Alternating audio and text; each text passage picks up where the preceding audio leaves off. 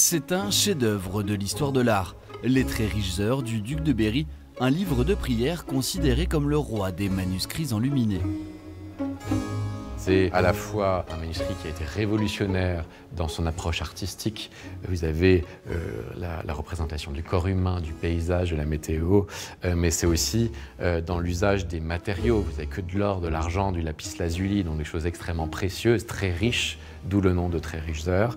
Et puis c'est un manuscrit qui résume un peu une période fondamentale, la fin du Moyen-Âge en France et la guerre de 100 ans.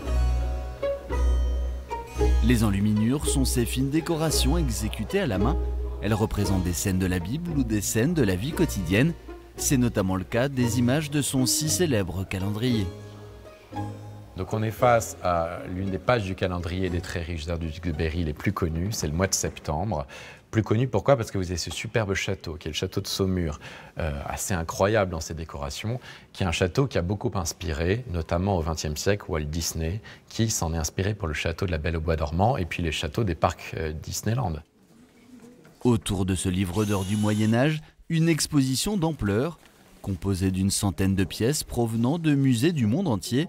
Elle permet de retracer chaque étape de la création du manuscrit qui vient de bénéficier d'une vaste restauration. C'est la Joconde des manuscrits, donc c'est aussi précieux et complexe que de restaurer la Joconde.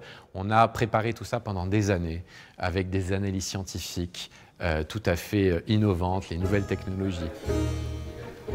Le manuscrit, conservé en lieu sûr, n'a été montré au grand public que 2 fois depuis la fin du XIXe siècle, en 1956 et en 2004, mais jamais de manière déreliée. La rencontre avec l'œuvre est unique, inoubliable.